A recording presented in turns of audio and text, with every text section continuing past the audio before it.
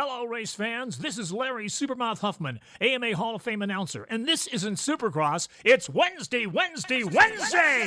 And you're watching Bay Fishing with Roman and Brian. Stand by while the boys teach secrets of bay bass fishing with Roman on his 6-second nitro-burning pedal drive kayak, and Brian in his Cool Baits high-speed dragster boat that he takes out every Sunday! Be there! Woo! What's up, everybody? Let me unmute Brian. Hello. Can you hear me now? Hello. I do. All right. Let's test. Oh, actually, you know what? It works out. That mic is kind of out of the. It's right in the corner. It's perfect. Oh, really? Give me a check 1 2. Check 1 2. That's good. That's good. All right. What's up, everybody? Right. I'm back. I'm alive. I made it. I got a story for you guys later. Stay tuned. I'm glad Kevin's here. What up, Kevin? All right. So, real quick, I'm gonna do some shout outs. And then we'll, you know what, let's do this. Let's give you guys what to expect first, and then we'll do some shout outs. So go ahead, Brian. Let's give him a little list of what we have planned. Awesome. We open with drinks. We got some announcements to make tonight, so that's cool. Something about Spotty Bowl. Somebody may have made a purchase this week. Is going to show off that. I'm thinking about guys starting a new science project. This time last year, we had a science project going, so we're going to talk a little bit about that. We're going to have some fish reports because Monday was canceled. We'll find out why, but Monday was canceled, so we'll have fish reports from Roman and me. Yep. And going into PB shoutouts, I got a lot of PB shoutouts this week, Roman. So there are a lot of fish being caught this week. And then I've been talking a while about the IGFA, if you get that record fish, how to set that record. We're going to break down some of the intro to the IGFA world record with how to get a world record. So, and that's our show tonight. Perfect. All right. Now you know what to expect. Stay tuned. Let's do this. Let's do some shout-outs. And while I'm doing some shout-outs, do me a favor and invite anybody you think might enjoy the topics that we'll be discussing tonight. You can get the details on how to share this by just typing into the chat, !FH for Fishy Hour, and then share. Or just actually, you could do share. You could just do share now. !share. And the Nightbot, if he's on duty, will give you a link that says, maybe it is FH share. ! There it is. Come watch. Copy and paste this into an email, into a text, into a direct message. Come watch Fishy Hour with me right now. www.fishyhour.com/live. That'll bring him directly to the stream. Let's go. All right, shout outs. Leonard in the house. What up, Leonard? Welcome back. Leonard. Eric, the judge, Lehman in the house. He is without a wrench. I just gave you the wrench. Use it wisely. We got 3 mods in here now. Salty Dangler in the house. Thanks for modding. Eric, if don't ban anybody that doesn't need to get banned. Yeah, but you have the wrench because you're the only mechanic in here. He's a tough judge, man. Yep. What's up, Ralph? Welcome back. Thanks for coming back. Yahoo Bit, nice. TB Metal Art in the house. !TB Metal Art for the link to his website and some cool details in the chat, and the Nightbot will give you all that information. I'm glad to have you here, Todd. Salty Dangler, thanks again for modding. Brian likes to fish. What's up, Showtime? Yep. Submission Fishing Co. That is Muto in the house. He's doing a show tomorrow at 7. Hit up his channel, Submission Fishing Co. And you can hang out with Muto for a little bit. Talk about fishing. That's me blabbering. Arnie in the house. What up, Arnie? Welcome. I see Sam. I see Kevin's in here. What up, Kevin? Yeah. Bros. Let's go. You're going to get bit. We're going to get bit. Yes. And here we go with our, thanks. All right. I see. All right. Dario in the house. What up, Dario? Hope the kid's doing well. I see Roy in here. What's up, Roy? It's been a while. I'm glad you're here. So let's see. Captain Dan is listening from Washington State. His phone will not let him. Oh, okay. Awesome, Captain Dan. Well, I'm glad you're still tuning in. Very cool. Captain Dan and I have some stuff lined up for next couple of weeks, so it's gonna be fun. Let's see who else. Okay, Eric, I'm mad on Monday. Oh, you're mad on Monday show? We're gonna explain to you what happened on Monday. It's crazy. I'm still trying to recover. I see Cal in the house. What up, Cal? Cape Dog. Cool. All right. I think that's those are all the shout outs. If I didn't shout you out, you need to get busy chatting, bros. Oh, Fishy down there. What up? Aloha, MMSC. All right, cool. All right. First order of business is Pop Top. Let me know in the chat what you're drinking, and let's get this beverage is cracking. So go ahead, Brian. You ready? On a scale of 1 to 10, 10 being the best Pop Top you ever heard in your life, 1 being the worst. Rate Brian's Pop Top. I changed my mic around, guys, so it's down low now, so I'm not going to be doing this. What up, BDG? What up, Jesse? Pinkies up. Here we go, Pop Top. Here we go, Pop Top. Go.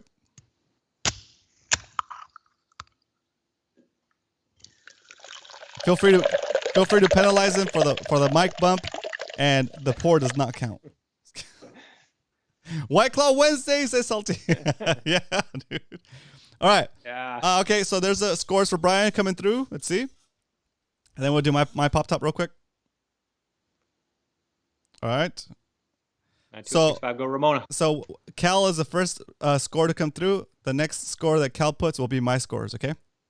There we go. So Cal's are Cal, 9-8. Cal is dividing the scores up. Okay. All right, very cool. All right, here we go. Ralph, 9.8. Thanks, Ralph. Scale of 1 to 10. Scale of 1 to 10. 10 being the best Pop Top you ever heard. 1 being the worst. Rate this Pop Top.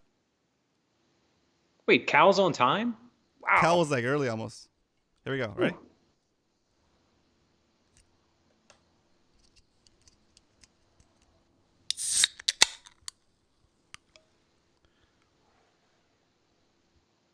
It was a ripper. It was a ripper. Ripper.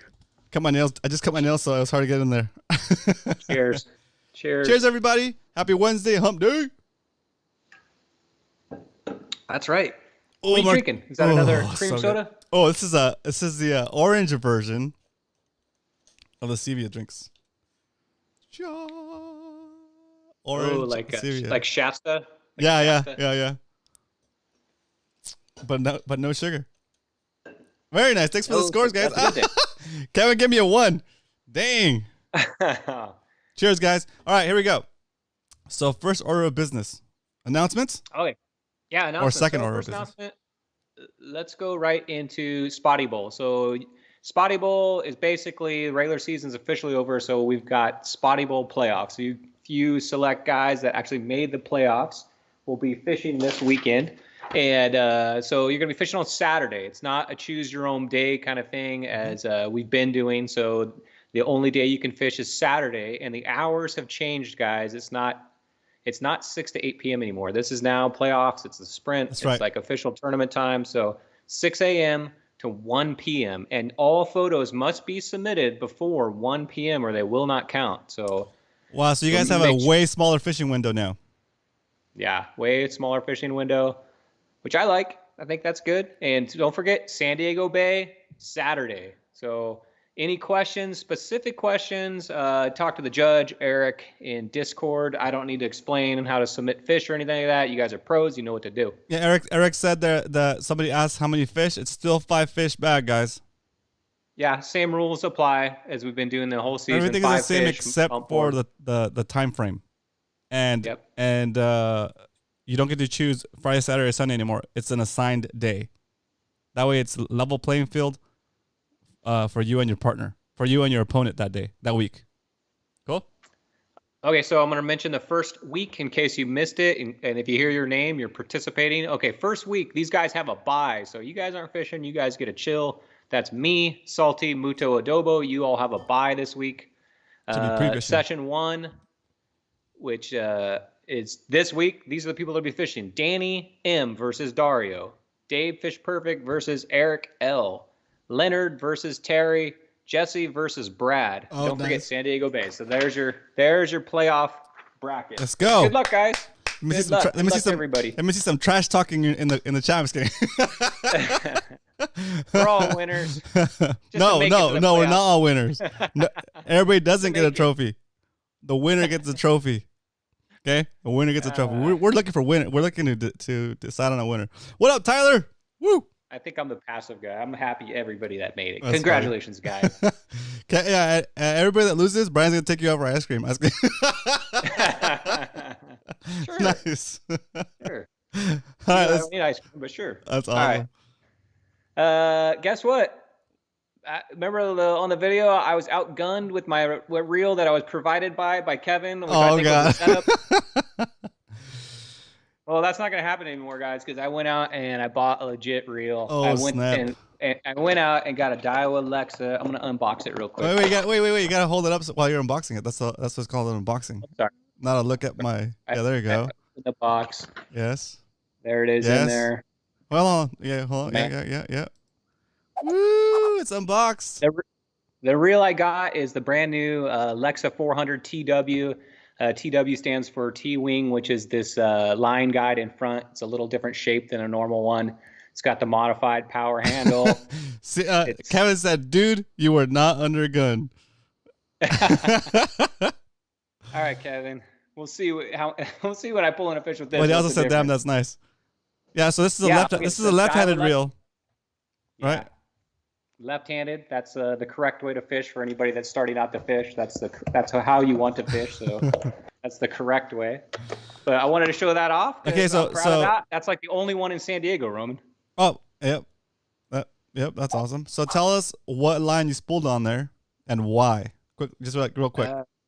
65-pound Power Pro, and I'm gonna have an 80-pound leader. I think it's Yoziri leader. Perfect. But I put the 65-pound on there for the big game. And I bought this reel. I know you're thinking, hey, that's pretty small for bluefin, but I think I can use this year round. That's why I got this size. I saw Kevin handle like 100-pound bluefin on this reel. So I know it's capable of getting a pretty big fish. May not be the best reel out there for that. But when I go to La Jolla or I'm doing a heavy A rig, I think I can use this year round. So once those tunas are out and I'm going back to my normal fishing, I think this will be a versatile reel for me. So that's why I picked this. And how many yards of it? I think it fit around 200. Maybe it's 185, 200 yards. There you go, so Michael. Michael had a question. Yeah, very good. Cool. But I also bought this, which is a Saragossa Shimano. This is what I took out last weekend. Kevin, this reel had so much more power than that Saltus. So this reel, I mean, Roman saw it. We'll talk about that later. Yeah. But I wanted a spinning setup and a bait caster setup. That's a nice spinning setup. Yeah, it's a Shimano Saragossa. But you forgot the best part. Tell us about that rod. Oh, the rod. So this thing's been sitting in my garage. If you're a long time watching the show, when I had my first interview with Roman, kind of like when I just came on and was talking about it, I was talking about my everything rod. My first rod I bought, it was this rod, and I would fish spotties for this. I'd fish largemouth bass. It was like my everything rod. I was brand new to fishing. I just went out and bought a rod. I was like, oh, this one's awesome. That's awesome. This rod has made a comeback, dude. This rod, I got this new reel for it, and it made a comeback, and it proved itself. I bought this when I was 19 years old, so it's old, and it made a comeback this weekend, and it came through for me. So go Seeker. Very Holds cool. up, man. Yeah, we're gonna be talking about that later too. All right. That's right. Okay, that's my showing off my new gear. Proud to get that reel. That reel was hard to get. I'll tell you what, those Daiwas are being sold out everywhere right now, especially lefty. It's really hard to get one. BDG, it's a Seeker rod. It was a Seeker rod, not a Seeker American Series. I don't know if they make that anymore. It's just an old Seeker. But man, those things last, dude. All right, so last thing I'm going to talk about in announcements. Okay, I'm going to talk a little bit more about this next week if we're interested in doing this. How old is that rod, real quick? 22 years, 20 years. There you go, Eric. Somewhere around there, maybe 20 years. Awesome. Yeah, so it's older than a lot of people that are in that chat probably. Yeah. Seen some action though. Yep. A lot of people in the chat have seen some action though. lot of last year this time we were doing a science project, and if you guys remember this, do you remember this thing, Roman? We go full screen on this. Still full screen on that. It's upside down. It's upside down, bro. Oh. Do you remember this? I do. Okay, for you guys that have been watching the show for a really long time, it's kind of beat up because it's been sitting in my garage, but this was our science project last summer. For guys that haven't been here since last year. For the guys that haven't been here, we were trying last summer as a group to find out if a swim bait color mattered. So we started out with some naturals, and we had some wacky colors, we called them in there. And we'd go out every week and we'd fish different colors, and then we'd report back. And I think we did that for like 2 months. Yeah, we'd report back in the chat. And go ahead. And we compiled all the reports down to one report, and it came out that the natural colors were a little bit better, but believe it or not, it was pretty even. We thought, there's no way that this color, that color, that color is going to get bit, but it seemed like almost all of them got bit. So I'm thinking about starting another science project, maybe not this elaborate, guys, but I'm thinking about testing just two colors, like a dark color and a white. So a black and white, or dark gray and white. But I want to see if the fish are more attracted to maybe a dark color and a light color. And I want to try that in the AM and PM. So I'm still thinking about how I want to do this science project. So if you guys have ideas, let me know. So maybe we can work on making a science project together, since Spotty Bolt's wrapping up for a lot of us. And this will be a good way to get some information and maybe learn some things from each other. Yep. But yeah, if you got some ideas on a science project kind of in that area of testing colors on swim baits, let me know. And, that's something that I want to work on in the future. We have a good core mass of people that a science project actually it's a great sample size, like, yeah, if the majority of us do it, then we'll get some good data. I think last year we did. I think last year with our science project, we learned a lot. And when we start this one, I'll share I don't have the results for last year, but I'll share those in case the people that are new to the show didn't see last year's.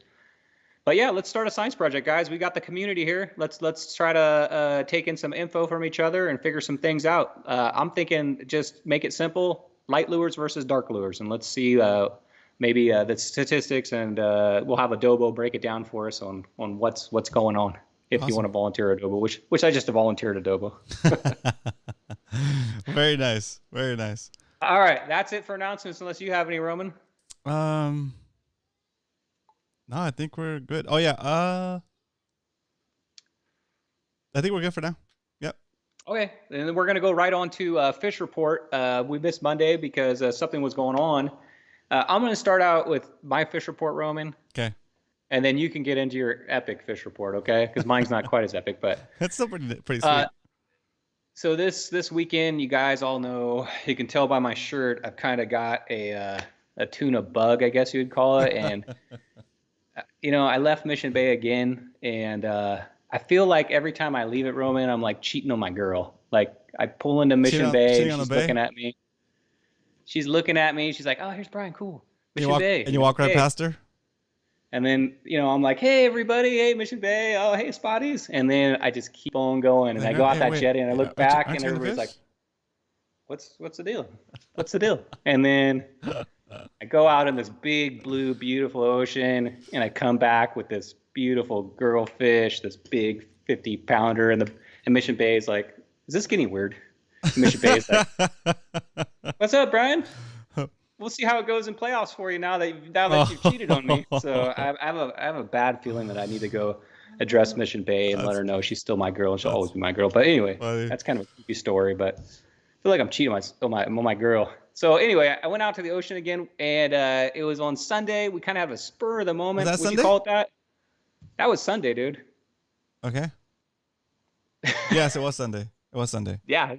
So we kind of had a spur of the moment thing. I was going down there, and I was planning on going out and just fooling around by myself. And I texted somebody, Roman, and I said, "Hey, you want to go out with me?" And he loaded up. I invited myself, Brian. I invited myself. No, that's not true. You told me you were gonna go, and I was like, "Thanks for the invite, bro." And then I was messing with him, and then he's like, "Yeah, you want to come?" I was like, no, I can't." And then Kevin was like, "Dude, you can't call him out and not go." And I was like, "Shit, all right, I'm going." So I was like, "All right, give me 20 minutes. I'll be down there in 20 minutes." That's right. And so we met up. Go ahead, continue. Like about 1 o'clock, I think. So pretty late in the day. It was like a spur of the moment. And then we went out, and me and Roman, I don't consider us like expert tuna fishermen yet. I don't consider myself. Probably like I consider myself like a very advanced beginner. And so we had an idea of what we wanted to do. We cruised on out, and we spent 2 or 3 hours looking for fish, nothing. And we basically, me and Roman said, I don't think it's going to happen. So we're just going to go in, and we're going to catch a fish, those rockfish, La Jolla, something. We're just going to catch something. And on the way in, we spotted some birds.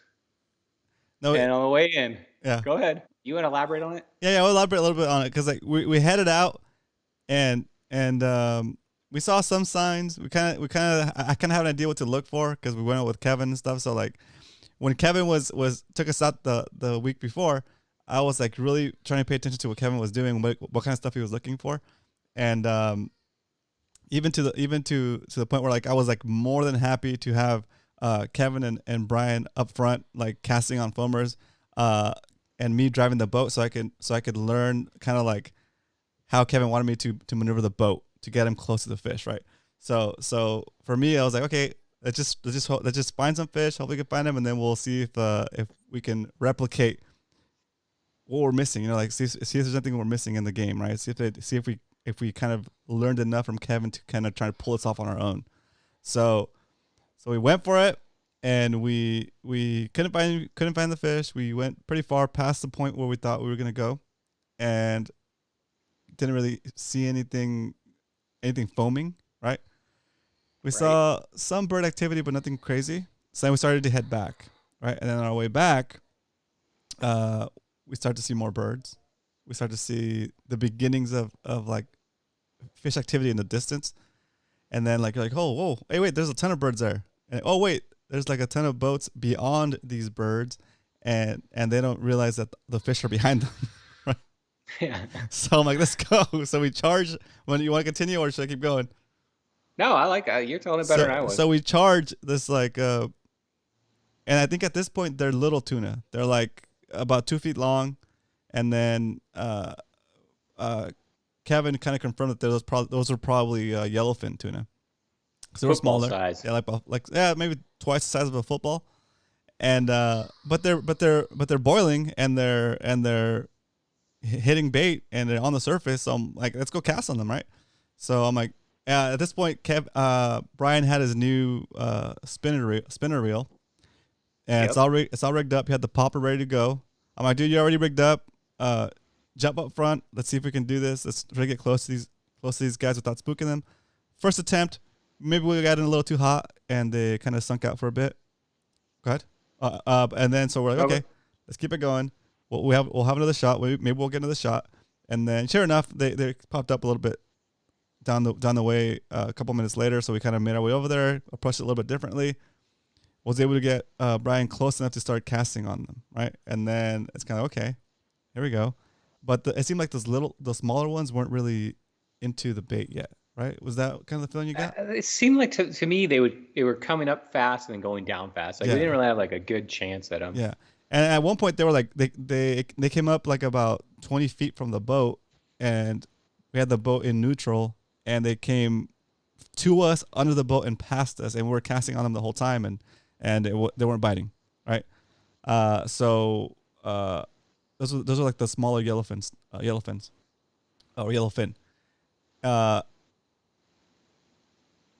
And then so we kept at it. We had like 2 or 3 other attempts, and then we noticed bigger splashes, right? Yep. No. We had our attempps, and we're like, okay, cool. At least we saw them. We came out here. That's right. Short notice. We saw them. All right. So let's go home. It's gonna turn late soon, so we gotta get going. So we start to head back, right? We start to head back towards Mission Bay, and we see some bird activity. I'm like, dude, this bird activity is right there. So we charge that. So we charge it after already deciding to go home.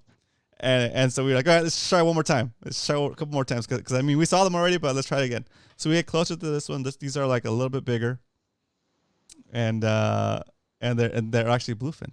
Right? They're bigger splashes. You can see the bigger bodies rolling on the surface. I'm like, oh, shit. All right, Here we go. I'm going to get too excited because those other ones weren't biting. But we go.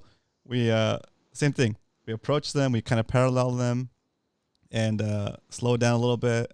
Maybe I might have slowed down too much, but I was trying to finesse them, right? Brian's up front, ready to cast. I'm just trying to nudge in there enough that they'll come towards us instead of us towards them. And then so we're in the spot.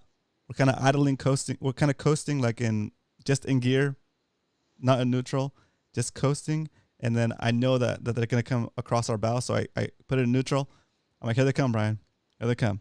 And they actually come pretty close to the boat. Yeah, close at enough one to point cast? they were like right in front of it. Yeah, dude. So Brian Could casts. reach out. So that was like when we got one, right? So you go through the process of like your cast. What were you thinking? So we slowed down the boat. So I got it on. We're throwing a popper, the same popper that I threw last time, which is a Yoziri popper. It's a one. If you guys are interested, it's a 124 3/4 inch, 1.5 ounce Yoziri popper, and got it on my new spinning reel. Throwing it out there, just same technique Kevin taught me, just popping it in. Got bit, and guess what? That reel and that rod handled that fish really well. I hope you videoed it so I can redeem myself, because this fish was about the same size as the last one. Maybe I not did. as angry, I did. but I think I got it in about 15, 20 minutes, and I think it was a 56-pound fish. We weighed because we took it and weighed it on a Roman scale. I think it was 56 pounds, maybe 55 or 56 pounds. It did have some good runs. It did have some good runs, but it wasn't nowhere as upset as that other fish. The other fish was super aggro. This fish was like more subtle. It took you about 20 minutes to get it in. 15 minutes? Probably 15 maybe. minutes? It was fast. a pleasurable fight this time. It was fast. I have no bruises. Once Brian got on the fish, when Brian got hooked up and he was like fighting the fish, I went to do something else that I thought would take me like 10, 20 minutes to do. And before I could get set up to do that thing, I can't remember if I was like switching batteries on my camera or like getting a different camera setup. Before I could do that, he's like, I see color. And I was like, oh, dude, it's already? So it was quick. It was like maybe 15 minutes. Yeah. And then so he brings it up. I have my kayak gaff, the little collapsible, extendable one. So I extended it as far as I could, pinch it down. I'm like, all right, we got a gaff. And so he brings it up to the boat. I gaff it right in his head, and Brian helps me bring it over the bow, and it's on the boat, and super stoked. And we have, I'm not sure if I caught video of I'm not sure if I caught video of us bringing it on the boat or not, but like I caught some video. So I'll be putting out a video about this session next. It'll be maybe on Friday or Thursday. So that'll be the follow-up video to the last tuna fishing video. And then that was crazy. So that was at the end of the day though. Now it's like, okay, Brian's like, okay, you got to get yours. And I was like, oh, okay, let's go. They're so close still. There's a lot of activity. And we find a couple other foamers and but around the same class. But they weren't taking my. I was fishing a jig, like a 4-ounce jig, and it was just they didn't want that. So we switched over to a bigger popper that Brian had. How long was it? Maybe like 8 inches long. It was like at least 2 or 3 inches bigger than the normal popper, and I think that was too big for those fish, or maybe. And so I missed my shots basically on that next couple of foamers. So then we kept going, and we switched out. I actually got Brian's popper and tied it onto my setup, and then we started looking for fish again. But then at that point, all the other boats realized what was happening, and they started charging us. And some guys were running over the fish, and like the fish got really skittish at that point. And then we're like, let's just go. So we're like, I think they saw us get hooked up, and it was everybody around us, whatever 5 boats around us got really excited. Yeah. And it was like pandemonium, just like it was pandemonium. It's gonna get crazy. Yeah. And it got crazy. And so we took off a little bit. So we're like, all right, we're okay. So we're like, okay, we're done. And we start to go home for the second time or the third time, whatever. And then we're getting home, and sure enough, like as soon as all those boats kind of charged through there, like the fish just came up where all the boats left from, right? Where all the boats left from to come charge where we were. We went back to where they were because we were heading back home, and that's where the foamer started again, right where those other boats were. So like I'm like, okay, let's stop, let me cast again. So we cast again. I didn't hook up, but we had our chances. That's for sure. I had enough chances. Yeah. So it was good. But it was a really cool day. If we would have stayed out there a little longer, you would have definitely got one. Yeah. But it was getting later, so we wanted to get in. Yeah, we got in, and the processors weren't accepting fish, so I brought the fish home with me. Brian came in, we dropped it off at my house, and I processed it in the backyard, chopped it all up, and put it in bags myself. It was a process. It was a process. So then this kind of leads into the next story. right? The fish were so close that day to like to the coast, I guess you could say. Yeah. That like Kevin hit me up like the night before. Oh, hit me up that night. Was it that night? Yeah. Hit me up that night before I started cutting up the fish. He said, "Hey, they're not gonna be this close. They might not be this close ever again, right? For a long time. I want to try to get one on a kayak, right? So I'm not gonna tell you what happened, but just know that we were out there. We launched. We did what we're gonna call the pickle. Like when you caught, like when the base runner is running between bases, right? Yeah. We met in Mission Bay. We dropped off my truck in Mission Bay. We put my kayak on top of his kayak in his truck. And then we went to La Jolla, launched out of La Jolla Shores. At like pretty early in the morning. We went out straight west for like 10 miles. This is on Monday, guys. This is on Monday. I took a paid time off work. I emailed my boss. I was like, hey, I need a day off. And we went straight out west for like 10 miles. And then we went like maybe southwest. Correct me if I'm wrong, Kevin, at any point. Southwest. And just looking for the fish. We saw a ton of stuff. We saw like dolphins. We saw molas. We saw crazy bird action. And it was insane. The water was beautiful. The wind was down in the morning, of course. The pickle run. Yeah, the pickle run. That's what we're going to call it, the pickle run. So then we made it all the way down south to where Brian and I had seen fish and caught fish the day before, right? So that's how far out we were, Brian. We were in that area. And then Holy smokes. And then since that area was slightly south of Mission Bay entrance, we ended up drifting a little bit further than we were expecting to go, just to make sure that to check if the fish were there. And at that point, the current was going south, or it seemed like it was going southeast, and the wind was going like maybe east. So it was a little bit helpful, but it took us I don't know, like maybe 3 hours, maybe 3 or 4 hours to go from the last place we fished back into Mission Bay. You could look straight across. You could look straight across to the horizon and see like the entrance to Mission Bay. Right. But if you went for that, you were gonna end up like in Point Loma. So you had to point the bow of your kayak to like, I don't know, like La Jolla. La Jolla, basically.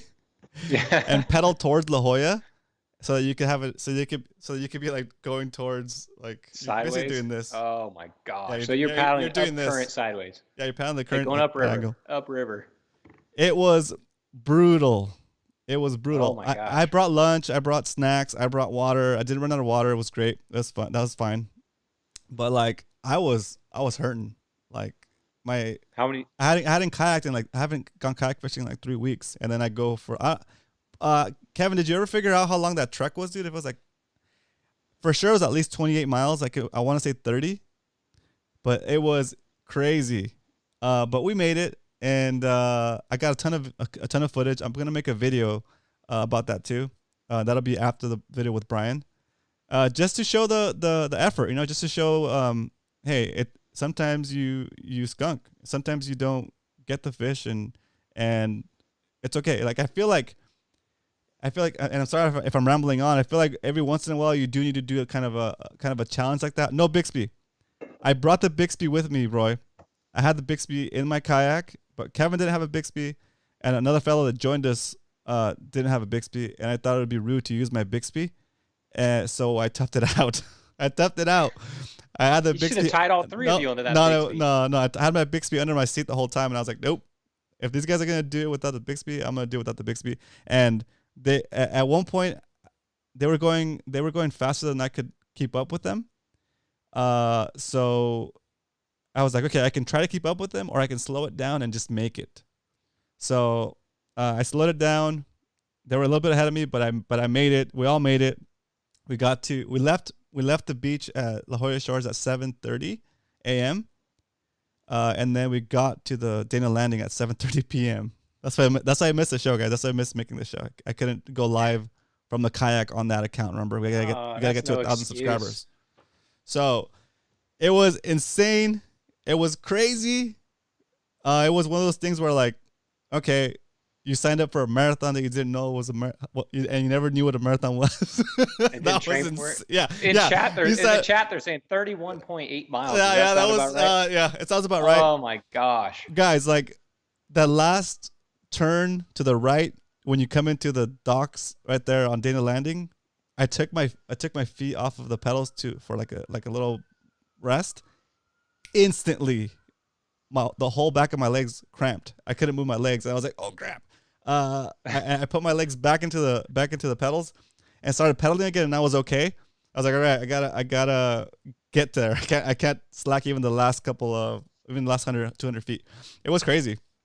It was so crazy. And then so we weren't expecting the third guy to join us.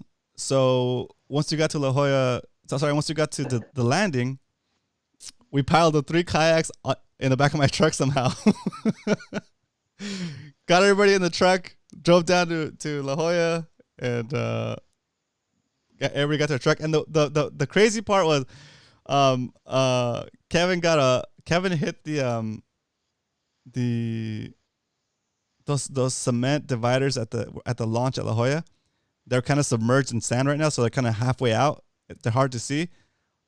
When we dropped off the kayaks, Kevin kind of hit one of those at the back of his wheel, and I think it broke the seal in the between the rim and the tire, and you got it like an instant flat right as we launched. Oh, right, just what you want after a 31 mile. So we knew we had to deal with that when we came back, right? So we came back, I helped the other guy unload his kayak while Kevin was trying to fix his tire, and it was just insanity. It was insanity. I remember I was thinking on the kayak for the last mile. I was like, dude, I'm gonna go get a burrito when I get there. It's gonna be great. I was like talking to myself. I was sucking myself up. I was singing songs. It was crazy. It was crazy. That's crazy. It was crazy. What's with our 2 trips now? At the very end, we've had some kind of. And you know what? We're out of gas one time. That time a flat tire. No, it's fishing though. Like yeah, it adds to the story, adds to the adventure. If all the days were like Sunday, everybody would be doing it. You know, you got to have those days where like, okay, you're paying back with like suffering. You gotta earn it. Yeah, you're paying back with suffering. It's crazy. Yeah. And then so the cool part though, builds character. This is like, let me tell you the story. Last thing. Best beer I ever had in a long time, in a really, really long time. We're already kind of like, I'm already thinking like, screw this. I'm gonna get a burrito as soon as I can. I'm gonna get a burrito. I'm gonna break my diet and have like the serpent burrito that I always like to get, right? That I don't have when I'm on keto. And like Kevin's like, you're gonna break a diet for a burrito? It's like, shoot, let's go to yakitori. And he's like, you wanna go yakitori? I'm like, damn, let's go yakitori. and so there we are, like in Claremont, dude. Like I don't even know what time we got our table, but we had to wait like another 30 minutes to get a table. All kayak and fishing. All kayak and tired out, dude. It was insane. But it was like one of the best meals I've had in such a long time. We got a pitcher of beer, and that came with like frozen mugs. Or that beer in there. That beer was like extra cold. It was the first thing hit. Like as soon as that beer hit my palate, I could feel it just like absorb into my face. You know, it was like so good. Anyway, and the food was amazing too. Food was amazing. Quick note: one of those places I've been there before, but I don't know all the menu as well as Kevin does. Right? So Kevin was ordering like the right stuff, and I was like, okay, this is like, it makes it a way better experience when somebody knows what to order. You know. Anyway, that was a crazy day. What do you think? Story time. Awesome day. Yeah. Yeah. That's a nice fishing report, Roman. So crazy. I don't know. That's crazy. Is that the furthest you guys have ever been on your kayak? That's the furthest I've ever gone on a kayak. Heck yeah. It's the second furthest I've ever gone on any vessel that's man powered. I think I've done 40 miles on a bicycle, but that does not compare. That current and wind the current working against you, it's like a treadmill. So I know for that last 3 miles or 4 miles, we're like on a treadmill, so you're doing more mileage than you're actually traversing. Right, going upstream. Yeah. Well, dude, I can't wait to see the video on that. It's gonna be pretty cool. The pickle run. The pickle run, That's yes. pretty cool. Does anybody have any questions about that before we move on? Life lessons. Only thing I would do differently would be to cut into mission base sooner. Don't go too far south, and it would have been a lot faster. It would have been a lot easier. Would have been home with plenty of daylight and enough time to get home and do the show. Yep. But then I wouldn't have gone to Yakitori. Everybody's saying that's a marathon. That's crazy. Yeah, that is crazy, Roman. Congrats for you guys, though. What an adventure. I mean, insane, yeah. You're young, you're fit. Do it. Do it while you can, right? Yep, exactly. All right. I don't know about young or fit, but we're gonna. Well, I guess I didn't die. There you go. There you go. You didn't die. All right, so we're going to move on to the next segment. Great story, Roman. That's our fish report. And we're going to move on to PB shout-out. So I'm going to have to share the screen. You want to make an announcement real quick? Oh, let me go over here and do it quick. Guys, thanks for being here. I hope you guys enjoying the show so far. If you are, please hit that like button. Got 25 people watching, 16 likes. Hit that like button, please. If you're in the chat on your phone or a mobile device, you might need to exit the chat, hit like, and then come back into the chat. All right, going back. Ready, Brian? Yeah, so when are we going to have some intro music for this, screen. Roman? PB shout-outs. Somebody come up with some kind of intro music. It seems like it needs intro music. When I'm not busy trying to not to die. When I'm not trying to do 30 miles in a kayak. I'm going to have to open my second drink. I'm sorry, I'm dying here. Oh, nice. I'm two drinker. All right, tonight, PB shout-outs. We got a lot to go through on this. There we go, full screen. There we go. Ready. It's on the screen. Ready. All right, PB shout-outs. This is where I ask you guys throughout the week to submit a PB or any interesting fish you caught this week so we can recognize it and maybe show it off and learn a little bit from it. So first PB shout-out is Eric L., the judge. Eric L. was fishing in San Diego Bay this weekend and got his PB spotty. Nice. Awesome. Eric. 16? So it was 16. 16 and a half, San Diego Bay. He caught it on a brand new Recon A rig. He just got loaded it up with all half-ounce cool baits, Old Faithful lures with gold blades. Yep. MC swim bait, shad color, 4-inch. He's giving you guys all the info. Very nice. He caught it on his brand new iRod, the Bama edition, made for the A rig, that he bought because he broke his old rod, and he fished it with a Corrado 300 reel. So. Okay, nice awesome setup. to set that. It's a good setup. Wish you would have caught that in Spotty Bowl, but hey, now you know where that guy's at, and maybe he'll be there when you go back there next time. And guess what? Guess what Eric did? Welcome aboard, Eric. You're a member of the 2-pound club. That fish weighed 2.29 pounds. Woo! Let's go. Let's do something. Let's do some congrats in the chat for the judge, fellas. Congrats in the chat for the judge. Woo! Nice job, dude. 2-pound club. That's a hard club to get into, it seems like. So it took you, only about a year of fishing every weekend to get a 2-pounder. So congratulations. Those are rare. 2.29. That's a fat 16 and a half, too. So congratulations. Congratulations, awesome. Eric. All right, nice. We got Cast Queen here. Oh, so what? If you guys don't know who Cast Queen is, Cast Queen's usually in our chat here. And she caught this, her very first bluefin on the Old Glory. Weighed about 30 pounds. She caught it fly lining a sardine on a Seeker combo with 40-pound line. Nice. That took her about 15 minutes, Roman. So she muscled that thing in. She's super proud of that because she got that fish totally by herself. She baited the hook. She reeled it in. She bled it after they brought it to the boat. That was her fish. Nobody touched her rod. Man, look at the braid marks on the side of that. That must have been a pretty crazy 15. Yeah, that fish tore. Very nice. Congratulations, Cast Queen. Yeah.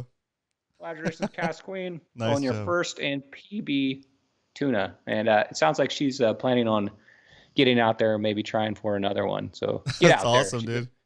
So good. She fishes more than just about anybody I know. Yeah, she's always out there. It's stoked. Good stoke. We know that guy on the deck. You may have seen this picture before. That is the one and only Kevin, the Sea Samurai. Looks like he's in an epic battle. He's going for the big ones, guys. He got a 128-pound tuna. Look at this guy on the old Lexa. Yeah, on the old Lexa. He got it in the boat he was on was the Old School was the name of it. He got it on the old Lexa, using Power Pro line, multiple splices from 65 to 50 to 30. I don't know what he's doing. He's getting crazy with his line there, I guess. The other thing, guys, the other thing to make sure to mention, guys, if you get these poppers, upgrade the hardware to what Kevin recommended in when we interviewed him and we did the stick baits, because the hardware that comes with these poppers is not gonna hold big fish like this. Okay, so if you get a bigger fish. Okay, Brian did it for his, and Kevin does it for all of his baits too. Okay. Yeah, you can look in the mouth of that fish. The lure's still in there. That is a Hiru. I think it's called a Cabera 60. That's the name of that lure. I think that thing he said was made out of wood. That thing's awesome. I've seen that thing in action. He caught it at 8:40 p.m. and he fought it till 9:50. That's an hour and 10-minute fight. Dang. And he pulled in. That's basically what sold me on that reel. That's Alexa 400, and if he can get a 128-pound fish, that thing's that thing's. Is that the new one? That's amazing. Is that his new one? No, that's his old one. That's That's an old one. Okay, so he bought he bought the newer one also, that the similar to the one that Brian bought. Brian bought it after. Yeah. Very cool. So good job, Kevin. Also, just to mention that Kevin, I think this is one of Kevin's favorite fights I think he's had. So that says a lot. If you're still in here, Kevin, let us know what your thoughts are on that. All right, let's keep it going. All right. It's Bluefin City, Roman. As you can see, everybody's out there. This is Danny Martinez. He's in Spotty Bowl. He's fishing this week. Danny was on the Daiwa Pacific out of H&M. He caught that on a Phoenix Access rod with a Tranx 500. Same reel you got, Roman. Yep. 8-ounce flat fall, 250 to 300 feet deep. Took him an hour to get that fish in. Is that how much it weighed? They had to double gap it to pull it over. The guys on the boat estimated it about an 80-pounder. Oh, that looks awesome. Very nice. He said the fight was extreme, and he's like me. He likes the little smaller ones. They're a little more pleasurable. So he agrees. That fight, I guess, did him in too. So yeah, he's looking for the 50-pounders like I like. Awesome. So 30-pounders. Going back to Kevin's fish, he said, yeah, that was best bluefin tuna fight for me so far. Was that last one you showed? So that's good. Perfect. Yeah, that was a nice fish. So a nice fish, Danny. 80-pounder. I think, I'm not sure. He didn't say if that was his PB, but I imagine it was. I think they're getting him out on the boats. All right, we got another bluefin, Roman. Bluefin Mania, and this is Fishy down there. This is Dara. I like that photo. I'm sorry if I mispronounced your name. This is Fishy down there. He's always in chat. He caught this on the San Diego a few weeks ago, fly lining a sardine on 25-pound fluoro. So, geez, that's a big fish for that. Yeah. On a size 1 J hook. Oh, wow. On an ugly stick, which is, go ugly stick. Get it. Yeah, there's a setup. Go ugly stick, right on. So those things can catch anything. That guy next to not happy. Yeah, that guy's like, what? Coming out with an ugly stick and showing. I know. I was like, I just spent like awesome. $1,000 on this setup. That's funny. Bluefin Mania. If you see what he's holding there, Roman, he caught it on his New Well 332, and 2 minutes into the fight, the handle came off the reel. Oh shoot! Yeah, I guess the little screw kind of backed out of the reel right when he do it. So he was able to just like hold the handle against it, while he was fighting. But I'm sure that made a hard fight even harder. So that's gotta be stressful when your handle falls off and you got something like that, and you're on a boat and everybody's watching. That's gotta be stressful. That's the kind of stuff that makes that catch even more special, right? If you could land it, I mean, it sucks if you lose it because you have a gear failure, but like. If you landed it, you're like, oh yeah, it's like I caught this bluefin tuna, and with a broken reel, you're like, what? It's like makes it more cool. On an ugly stick, on an ugly stick and a broken reel, right? On light line, jeez, you were destined to get that tuna. You're right. Doesn't look. He's like, dang. All right. So congratulations, Fishy down there. Another one, another tuna. Here we go. So we got Tanner here. He's also participating in Spotty Bowl. Tanner's out there. He's fishing. He was fishing 2 miles outside of Point Loma for rockfish, and while they were fishing out there, they just happened to glance out and see some boils. Oh my god! So got on the boat, jammed out there real quick, and all he had on him was a Saragossa 6000, which is like the same spinning reel I just got on an Perfect. M&M rod. He threw out a Starman 112, and he fought that thing for an hour and an hour and a half. Very cool. So that's awesome, man. That's Kevin. There you go, Kevin. There's the fishing report. Nice, dude. This is awesome. Yeah, everybody's out there. Seems like they're getting the bluefin, guys. Yep. Yeah, so congratulations, Tanner. He's a member of the Freedom Boat Club with his family, I guess, and they got it on that. So Very they're cool. out on their own boat, and we're able to get one. But you know what the best part is? They don't have to clean the boat. What does a Freedom Boat Club say? I don't even know. I don't even know. When you show up and it's like, if you're in there, Tanner, let us know. What do they say when you bring it back like that? I'm sure they're bloody not mess. happy. They'll be like, God dang it.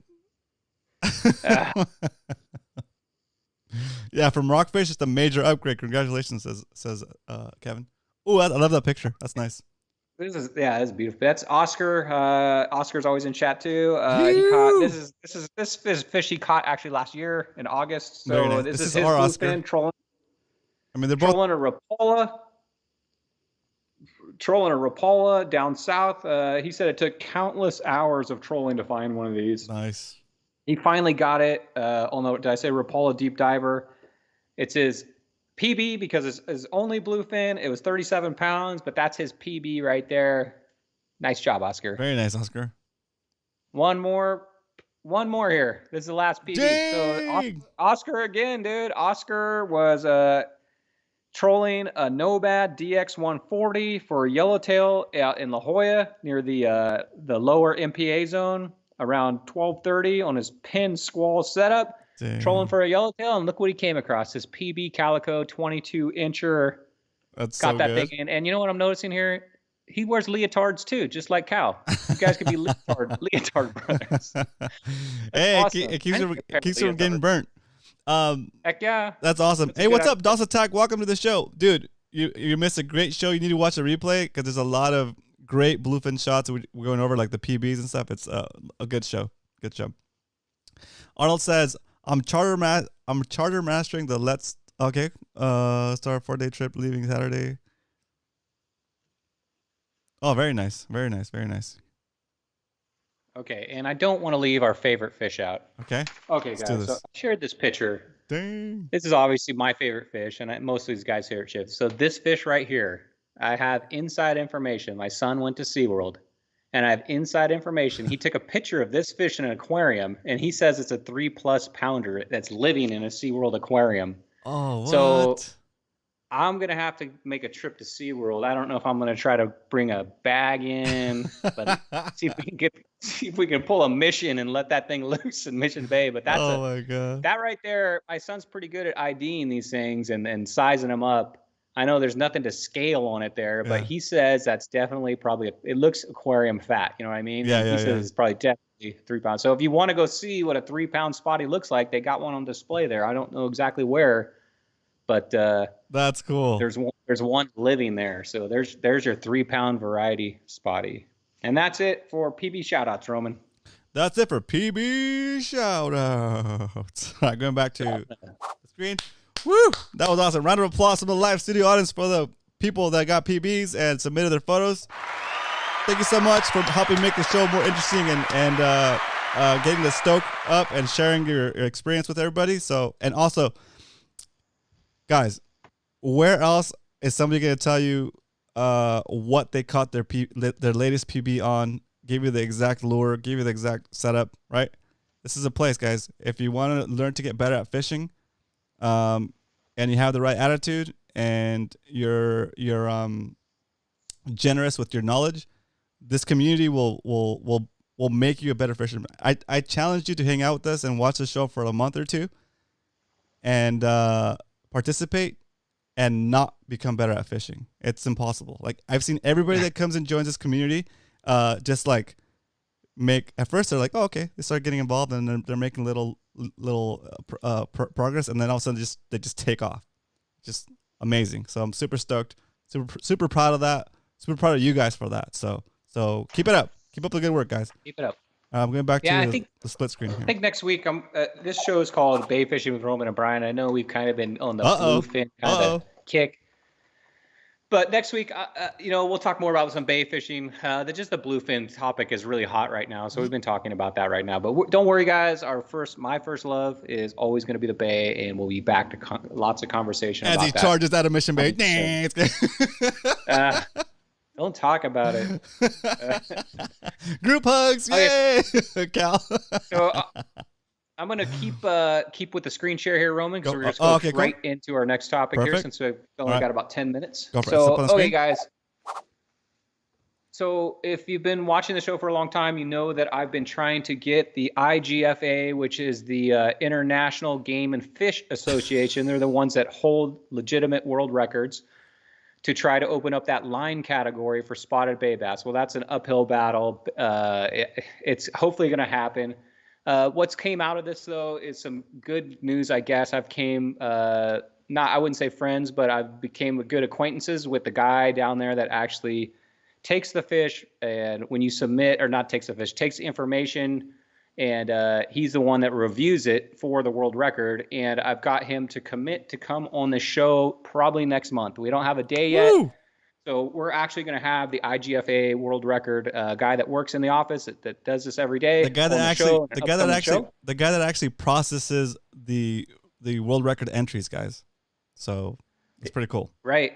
His name's Zach. He's a super cool dude. I can't wait to have him on the show. So what I'm doing tonight is this is like an intro to the world record, how to set a world record. And I want to go over the basics of a world record, so that when this guy does come on the show, we could have some prep, guys, of questions that you may have in advance for this guy about setting a world record. If we have any questions about world records, how to do certain things, what's allowed, what's not, we want to take advantage of this guy's time when he's on here. So I'm doing an intro tonight of IGFA world records and how to submit them. So, All right, on to our first thing. Oh, and Roman, seriously, guys, I really have to apologize. I just became an IGFA world record. No, I'm sorry, IGFA member. And when you become a member on their webpage, it opens up a lot of things, information that you couldn't get by just logging on as a guest. So now that I'm a member and I've been able to go through it, unfortunately, I've been sharing the wrong picture on the world record spotty. It's the wrong photo. So I apologize. I got that off the internet, thinking that was a correct photo, and it is a world record, but not the IGFA record. And the reason I'm going with this club is because it's a process to get the world record through them. They have a high standard, and that's what I like about this. So I'm going to share with you the actual true, now that I get full access and I got all the stats on the world record. They call it a spotted sand bass, but it's a spotted bay bass is what we call it. So I got the name right. It's St. Paul. Okay, now we got the specs on this thing, Roman. So it's 4 pounds, 15 ounces, and it's 23 inches long, Roman. Dang, 23 inches long. So the spotty behind me that TV Metal Art made for me is a 22 and a half about. So that is the size of this spotty. It is huge. And it was caught. It just says San Diego. And looking at the backscape of that picture, Roman, to me, that looks like San Diego Bay, doesn't it to you? Yeah. If not, it may be Sail Bay, but it looks, I don't know. I'll figure out exactly where that's at later, but yeah, it looks like San Diego Bay to me. So he caught it in San Diego Bay. Dude, that record was July 12th, which is like, look at the lure. This time of year. Look at the lure. Yeah, they name it. July 12th, 2003. So this record's been held for 18 years to this month. Type of rod, Berkeley. Type of reel, Shimano 200B, so bait casting 200 size. Type of line, trialing, so Berkeley trialing. 8-pound test, which to me is amazing that he got that fish in on that. Method of casting, and he caught it, guess what, on a Strike King spinner bait. I know, that's awesome. That is so awesome. I always thought that the spinner baits get the big guys. I think I've said that like way back in the day, that if you want to the spinner baits don't get a lot of fish, but when they do get a fish, it's usually a big fish. And that I think proves it right there. So Jeez. I don't know if this fish still exists, guys. I mean, we just had 8 months of fishing and nobody even got a 3-pounder. So to get jumped from 3 to 4 all the way up to 5, basically that's a 5-pound fish. That's a hurdle, guys, but it's out there. It's just a unicorn. Maybe one day we'll see it. 23-inch spotty, guys. That's really cool. So I apologize for sharing that other picture, the one of the fish in Dana Landing, but this is the actual one. Now I have full access to all the world records. Very nice. All right. I wanted to share one more record because this is now that I have access to all these. You can tell like what year it was. This is the 80s, right? Yeah, he's 90s? got a horrible hat on. I don't know what he's wearing. I can't believe Raiders. he can catch a fish wearing a hat like that. There you go, John. Eric's like, woo. Okay. So that's a sand bass. If you guys know what that is, 13-pound, 3-ounce world record, huge, out of Huntington Beach. Caught it on a Shimano Batham 2000, line size 12-pound, bottom fishing with a Worm King.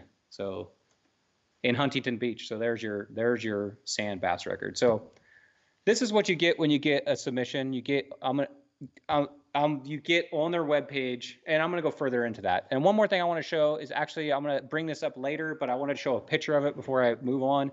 And that is actually IGFA actually has their own measuring device. I'll bring this up later, but you can see they have their own measuring device. Okay, I'm going to exit screen share now. Oh, you are? Yep. Okay. All right. So we want me to go back to our split screen? Yeah, sure. Okay. Split screen. There we go. That's cool. Very cool. I got Dink attacking me here. Dink, what is you doing here? He's like slapping the Like, mic. He's like, ooh, is this a mouse? Am I still sharing? No, I'm not. Am I? Arnie said, DQ him right now. Raiders hat. I agree. That should be a 2-inch penalty. Oh, so funny. Okay, so I'm going to go over just the very basics, guys, because it's already 8 o'clock, so I have like a lot of notes, but I think I'm just going to give you guys the intro on how to set a world record. First off, IGFA has a lot of rules. So I printed them out and I've read through them several times. There's 14 pages of rules. Wow. It includes like fly fishing and some other types of, so it's not all straight rules, and it tells you about the procedures and all that. So I recommend going to their webpage and printing out or just reviewing online the rules. If you're planning on, like me, trying to set a world record here, which I think, guys, this club can do it. I think we can. I think it's possible. I've been going through all the world records and I see some of them. Remember, guys, there's a lot of vacant world records too. Yep. So if it's vacant, we're going to ask Zach when he comes on how to get a vacant world record. But if it's vacant, that's a record that we could set pretty easily. Yeah, we should try to get as many as we can. That'd be awesome. First thing you have to do, if you're weighing a fish, you have to have a certified scale. And they have certified scales at most of the, like Dana has a certified scale. I think Fisherman's Landing has a certified scale. Most places like that do. But you guys remember a couple weeks ago I said I sent in my scale? Well, guess what? I got it back. So on my boat, guys, for our club, I'll use this for any of you guys if I'm out on the water. I have a certified, it's got a serial number, it's been tested by the IGFA, so I currently have a certified IGFA scale that will be on my boat at all times. Perfect. If somebody gets something crazy, let me know. I might just drive down there to help you out. But they test it, they go through all these procedures to make sure it's accurate. Calibrated, and it has to be, it's properly calibrated. I'm going to leave this thing in a case. It's only going to be used for the situation of a world record, so it stays nice and fresh. But I do have a serial number and I have a legit IGFA scale on my boat. So we're good to go, guys. So I just want to get extra thanks to Brian for going through that process ahead of everybody and volunteering a scale for us to use when we're out and about together. So very cool, dude. Thanks so much. Absolutely. Eric got a quick question. He says, on the Mad Max Discord channel, can we have a Mad Max record book? Yeah. Let's talk about that. I definitely want to do that. Maybe if it'll be like not PBs for individuals, but possibly like records that we're working on, or I don't know. Let's talk about it. But yeah, let's do it. We need something like that. Well, anybody can access the IGFA webpage, and you guys can go in there and see what the current records are. So if you have a fish in mind, like me, I have a fish in mind. I'm going to try to go off that horn shark record because the current record's only 6 pounds. So I think I could beat that. You can go through the fish that you know how to catch and look at those records and be like, oh, I've caught one of those before and I think it's bigger. I think I could beat that if you want to prepare for it. Or you can go in there and see if there's a fish that you normally catch that may be vacant that you might be able to set a record on that. Yeah, you might have already caught a record fishing and not know it. Have you caught a lizardfish, Roman?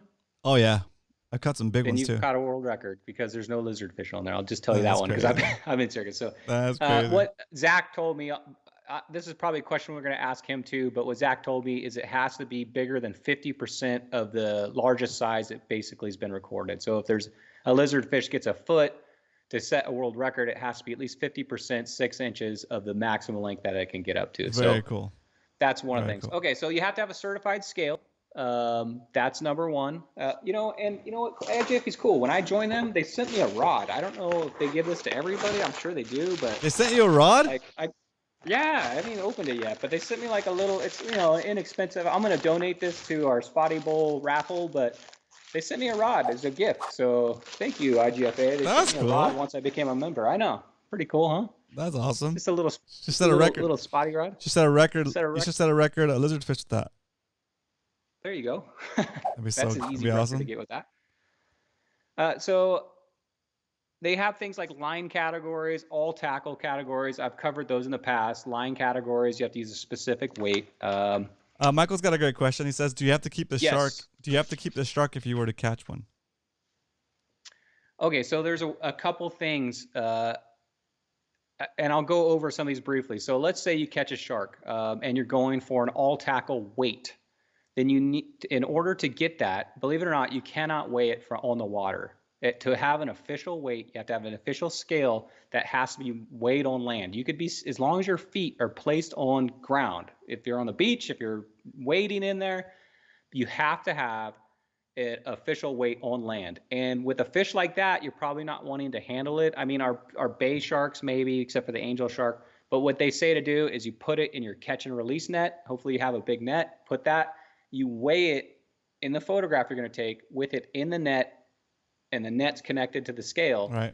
Then take the fish out, weigh the net by itself, and they'll deduct that, and you'll deduct that. So if that situation did come up, that's what they That's do. how you would do it, yeah. And also, guys, IGFA actually has a YouTube video of how to go about getting a world record. It's 8 minutes long. I've watched it. It's pretty cool. A lot of good information on there. And soon I'll be making the 5-minute version. That's good.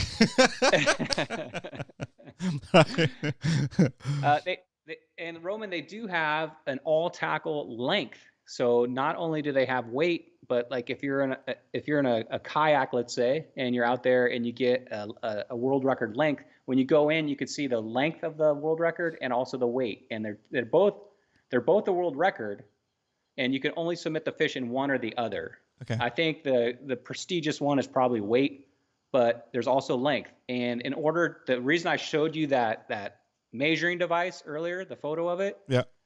In order to set a length record, you have to order their measuring device. That's the only measuring device they accept. Got it. So I wanted to show you guys that picture. If you're thinking about going for a length world record, you have to order that up. It's $50. It's not cheap. Yeah.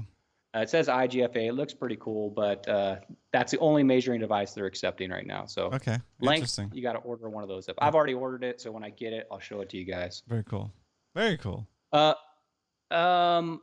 I got a few more minutes, right, Roman? Yeah. You know, maybe what I'll do, because we're already at 8:10 right now. Yep. Maybe what I'll do is I'll go over this a little bit. Guys, I have 8 pages of notes I want to Yeah, go over, and I'm trying to summarize it. Sorry, guys. I need to. I have something that I need to do after the show. So we're making sure we're ending at like around 8:15. Do you guys want us to continue this topic next week? Let us know in the chat. Just like an intro to it. Yeah, because I think I want to show some things Go in ahead, the go ahead. rules that are pretty cool. They got illustrated things in the rules here, Go full like what screen. hooks you can use with what lures.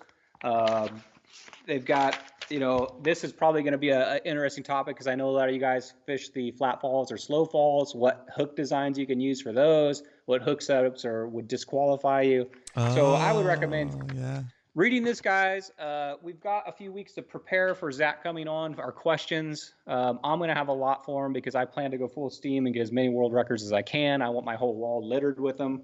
Yeah. So I'm planning for it. I want our club to get some world records too. I think it'd be cool if the MMFC owned a few world records. That'd be awesome. Last thing you have to fill out is this application. Once you catch the fish, take the photos, do everything you need to do. There's an application with some basic information about the fish, and you're going to fill this out and send that off to them. You can also fill that out digitally. So that's my 5 minutes on that. I think I'm going to do one more intro before Yeah. Zach comes. Yeah, I think so. It'll be A little good. more depth because I Very had good. a lot planned for tonight, but we're running out of time, guys. So Very cool.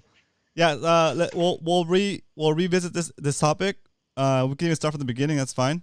And then we'll just go through the whole thing. We'll just dedicate a whole episode to this ahead of the IGFA dude coming over.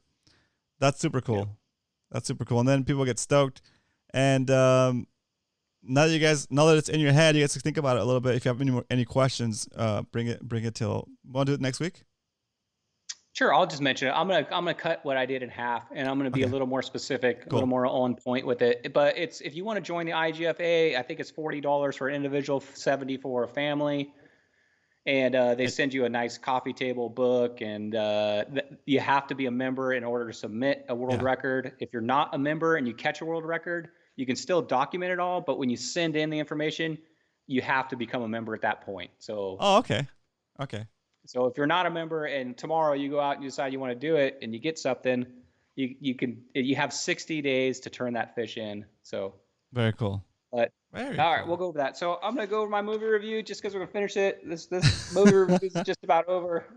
We're not gonna be doing this much longer. So do you want to make this the last movie review?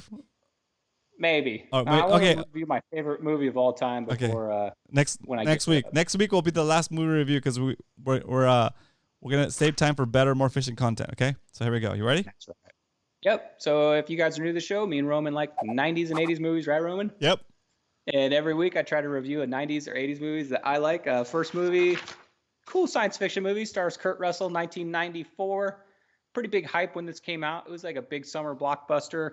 It's about an archaeologist that in Egypt they dig up this big circle obelisk looking thing, and it's got a combination, and this super smart guy figures out the combination, and it opens up a portal to a different world. Oh yeah. Which they go into, and that is Stargate. Yeah, that movie was so good. Kurt Russell, 1994. It spawned, I think, a sequel and also a TV series. A series, yeah, that was cool. The whole idea of a portal was like pretty cool, very cool. Yeah, and the CG was pretty cool for its yeah. time. I remember. Yep. I think it's a good movie. I think it still holds up. Oh, you're sharing. Wait, hold on. You're sharing your screen, so they're looking at me instead of you. Oh dang. Sorry, guys. There we go. Okay, cool. Got it. So Stargate, Kurt Russell, 1994. If you didn't see it, not that my printout's any good, but there you go. Go see that one. 3 out of 5 max. Okay, since this is almost over, I wanted to end this with Roman. So I know you're a Jean-Claude Van Damme fan, right? That's right. Pretty sure. So I've made a list of all the movies he came out with in the late 80s to 90s. Oh, wow. And I'm going to check. I want to see how big of a Jean-Claude Van Damme fan you are. Okay, that's good. I'm I'm going to read the name. Okay. And you tell me if you've seen this movie or not. Okay. All right? Yes. Bloodsport. Yes. Kickboxer. Yes. Lionheart. Oh, yeah. 1990. 1993, Hard Target. Yep. Yeah, he had a mullet. He was rocking a mullet in a Hard Target. He was rocking a mullet. Go ahead. Which one? Double Impact. Oh yeah. 19. What's better than one Jean-Claude Van Damme kicking butt on screen? 2 Jean-Claude Van Dammes, baby. 1992, Universal Soldier. Oh, classic. 1994, Street Fighter. Oh yeah. Yep. He was like Guile, I think. Yep. All right. 1996, Maximum Risk. I don't think I saw that one. 1993, Nowhere to Run. Okay, I saw that one. Yep. 1996, The Quest. I saw that one in theaters. It was like dude, this guy was busy in the 90s. I saw that one in the theater, dude. I remember Santa Paula. 1994, Time Cop. Oh yeah. Yep. That's a good one. Yep. 1989, Cyborg. Ooh, I don't think I saw that one. I saw that one. Okay, I don't think I saw that one. No? All right. 1997, he teamed up with Dennis Rodman in Double Team. Oh, yeah. Yep, saw that one. Got that one? All right. 1990, Death Warrant. Yes. He's a cop, and he goes into jail undercover to anyway. Yeah. Saw that one. 1995, Sudden Death. Yep, saw that one. Oh, my gosh. Kickboxer, Kickboxer. 1989. You already said that one. Kickboxer 2? Did I? Oh yeah, I'm sorry. Kickboxer 2. Yep, Kickboxer 2. Oh my gosh, and that's not even all his movies. That's just the movies in the 80s Yeah. and 90s. So Roman, Double you Impact got has a sequel. Kickboxer 2 there's Kickboxer 3, I think. But I'm glad that there's So out of 17 movies, you've seen 15 on that list. So, So, I guess that yes, means, you know Roman, you are definitely a Jean-Claude Van Damme. all I know is there's 2 Jean-Claude movies I need to see. Woo! I'm stoked. Bloodsport and Kickboxer? No, the What? 2 that I missed. Was it You missed Cyborg, 1989. Yep, that one. I've even seen that. That one's pretty good. And Maximum Risk. That one sounds cool. Maximum Risk. 1996. Yep. There you go. me Now see you got those your two. 2 movies to watch this week. Yeah, slacking on your Jean-Claude Van Damme. And Jesse says, I haven't even heard of any of that stuff. Dude, missing out. By far, Kickboxer and Bloodsport. Awesome training montages, dude. My You'll be out there favorite Jean-Claude kicking and punching the air in no time. is one Bloodsport, of course, just because of the freaky, weird face scene. Yeah. You know what scene I'm talking about? Yeah, Where when he he's gets like, hit in the face with assault. yeah, when he's like, they blinds him. It Yeah, blinds him. Yeah, yeah. that seems classic. And then my second favorite Jean-Claude movie is Universal Soldier, and I'll give Universal Soldier 3 out of 5 max. Oh, nice. That concept was pretty like, pretty cool. Like kind of like the $1 Million Man or whatever. Super It's like Soldier, Cyborg. just like a Bucky. Yeah. Yeah. It I was like think ahead of they its got time. that from Marvel. Yeah. Yeah. Super Soldiers. Yep. Yeah. Cool. Anyway, guys, so I'm 2 minutes over schedule here, but this weekend I'm gonna get out to one of the bays. I'm sorry, girls, for leaving you, going out to that mean ocean, but I'm gonna get back in you bays. Congratulations to the guys that made playoffs. Good luck. I'll probably see you guys out there. So I'm gonna get out there. I'm gonna snag some grass. I'm gonna catch some bass. I'll see you guys next week. Later. Woo! Taking Brian out with a round of applause from the live studio audience. Just so you guys know, there's no live studio audience. It's just a joke, right? But here's the live studio audience one more time. Woo! Brian, nice job. Thank you for taking the time to prep for the show and hitting us with this awesome episode. All of you guys that submitted your fish to the PB shoutouts, I love that segment. I think that segment is going to get a lot more popular because you guys are doing great with submitting your photos. And again, that knowledge share is on point. So I'm glad I hope you guys enjoyed the show. Do some quick shout outs before the music runs out and I run out of things to say. Submission Fishing Co. Muto in the house. Muto will be having a show tomorrow. Check him out. Submission Fishing Co. Tomorrow, 7 p.m. Pacific Standard Time. And then I'll be back here on Monday if I don't do something over the weekend that I want to stream or whatever. Okay.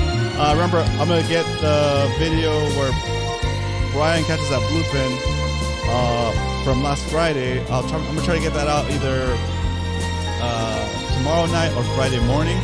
We'll see. And then after that, I'll be doing the video for the kayak marathon, bluefin marathon, the pickle. What do we call it? The pickle what? Pickle Run. Pickle Run. That's right. Pickle Run. Pickle Run. Cool. All right. Shout outs. TV Mail Art in the house. Mark, C Samurai, Kevin. Thanks for tuning into the show today. That's awesome. Eric, the Judge Demon. Now with the new shiny wrench on his name because he's also helping me mod. Thanks, Eric, Jesse, Michael G, Salty Dangler, Cal, Oscar636, Arnie, Captain Dan. I know you're out there watching and you can't chat. Thanks for tuning in. I hope you enjoyed the show. Eric Klein, what up, Eric? Let's see. Did I get everybody? All right, Ralph, Mark G, and Roy, of course, down in SD1. All right, cool, guys. Again, thanks again for hanging out. Hope you guys enjoyed the show. I will see you guys next time. Woo! Let me see.